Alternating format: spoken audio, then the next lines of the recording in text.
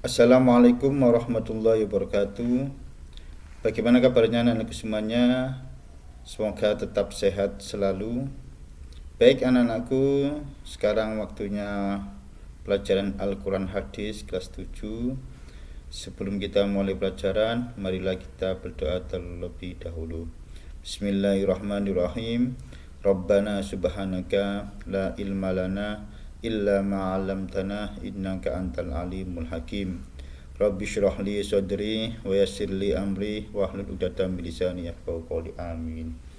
Baik anak-anakku semuanya, kalau kemarin minggu yang lalu kita sudah belajar tentang makna Al-Quran, sejarahnya Al-Quran, macam-macam Al-Quran itu isinya apa saja, kemudian tujuan dari Al-Quran. Nah, untuk minggu yang kedua ini kita akan belajar tentang nama-nama lain dari Al-Quran. Yang pertama, Al-Quran itu bisa juga disebut sebagai Al-Huda, yaitu petunjuk. Dalam Al-Quran disebutkan Bismillahirrahmanirrahim, Dzalikal kitabul la raiba fihi hudal lil muttaqin, bahwa Al-Quran itu sebagai petunjuk bagi orang-orang yang bertakwa. Al-Quran itu juga bisa disebut sebagai Al-Furqan atau pembeda. Dalam Al-Quran minal huda wal furqan, dalam Al-Quran itu ditujukan sebagai petunjuk bagi manusia dan dijadikan sebagai pembeda antara yang benar dan yang salah.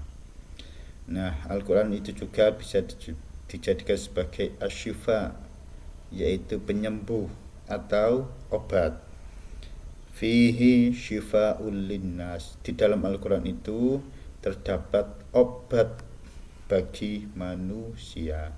Makanya kita dianjurkan untuk senantiasa membaca Al-Quran. Ya, lebih-lebih bagi orang yang terkena penyakit ataupun dalam keadaan sakit, di situ dianjurkan untuk banyak-banyak membaca Al-Quran. Yang berikutnya, nama lain dari Al-Quran adalah Al-Kitab. Dzalikal kitabul la raiba fihi, yaitu dari Al-Kitab. Al-Quran itu juga sebagai Al-Dzikr, pemberi peringatan. In huwa illa dzikrul lil alamin, di dalam Al-Quran itu jadikan sebagai pemberi peringatan bagi seluruh alam. Adanya tanda-tanda kebesaran Allah di situ, adanya alam semesta, itu semuanya adalah tanda-tanda dari alam semesta. Yang berikutnya An-Nur, pemberi cahaya. Minad dzulumati ilan nur, ya, dari orang-orang yang zalim, yang berani, yang gelap gulita dalam hatinya, menuju cahaya. Maka apabila kita semuanya dalam keadaan susah, galau, sedih, dianjurkan untuk sering-sering membaca Al-Quran. Kalau dalam Al-Quran ada cahaya yang bisa menerangi hati yang sedang galau. Yang terakhir yaitu adalah Al-Kalam, yaitu firman Allah Subhanahu wa ta'ala. Baik anak-anakku semuanya, ini adalah nama-nama lain dari Al-Quran, di mana kita semuanya dianjurkan untuk tetap bersamaan dengan Al-Quran.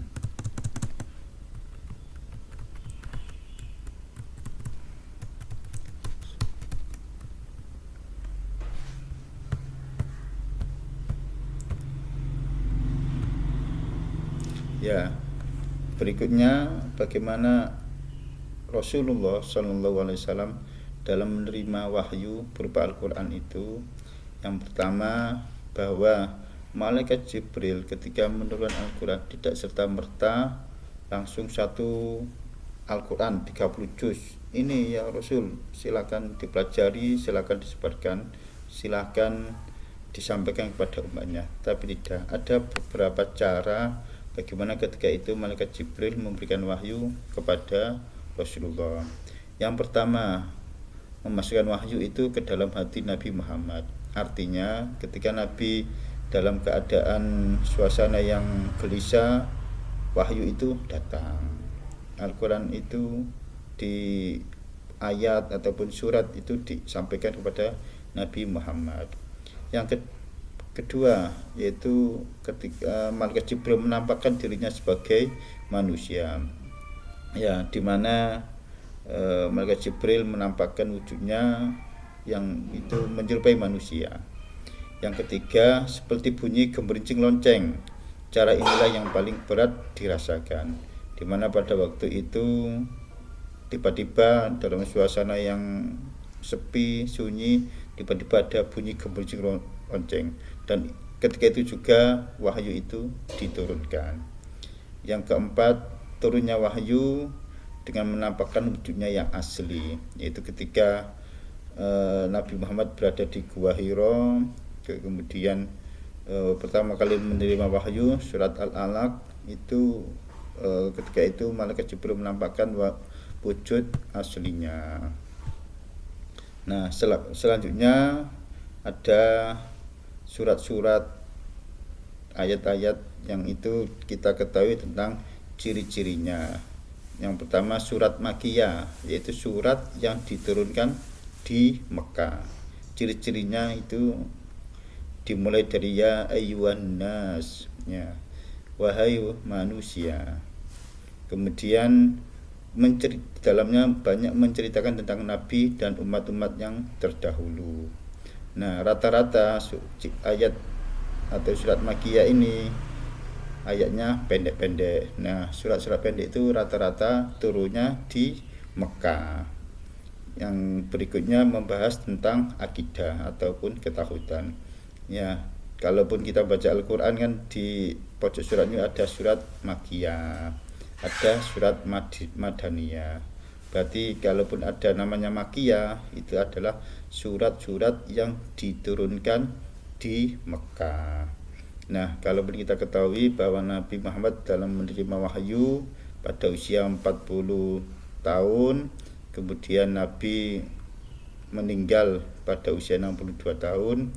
Nah, maka itu Nabi berdakwah dengan surat itu selama 12 tahun. Kemudian sisanya di Madinah itu ada 10 tahun. Nah, selanjutnya ciri-ciri dari surat Madaniyah. Berarti ini surat yang diturunkan di Madinah. Yaitu rata-rata ayatnya dimulai ya ayyuhalladzina amanu, wahai orang-orang yang beriman. Kalau tadi di surat Makkiyah ya ayyuhan nas, wahai manusia. Nah, rata-rata ayatnya itu panjang-panjang itu. Yang ketiga, rata-rata surat Madinah itu berbicara tentang ciri-ciri orang yang munafik, tentang hukum Islam dan muamalah. Ya, dalam Al-Quran itu isinya apa sih? 30 juz itu. Nah, pokok-pokok ajaran Al-Quran itu berisikan yang pertama tentang akidah dan tauhid, tentang keimanan, tentang keyakinan dan sebagainya. Yang kedua tentang adanya janji dan ancaman. Di situ disebutkan janji manusia apabila bertakwa, beriman kepada Allah, maka janjinya Allah yaitu adalah surga. Begitu juga sebaliknya, ancaman bagi orang-orang yang durhaka, orang yang munafik, orang-orang yang tidak taat kepada Allah, maka ancamannya adalah minan nar, yaitu neraka. Yang berikutnya tentang ibadah, mulai sholat, puasa, zakat, haji. Di situ dalam Al-Quran dijelaskan tata caranya, hukumnya dan sebagainya. Yang keempat yaitu adalah jalan dan cara bagaimana mencari kebahagiaan di dunia maupun kebahagiaan nanti di akhirat. Di Al-Quran juga menceritakan tentang kisah-kisah umat terdahulu mulai zamannya Nabi Adam sampai zamannya Nabi Isa, kemudian Nabi Muhammad sendiri. Baik anak-anakku semuanya, ini materi tambahan dari materi minggu yang kemarin. Nah, untuk selanjutnya Pak Vicky akan memberikan tugas di Google Classroom. Nanti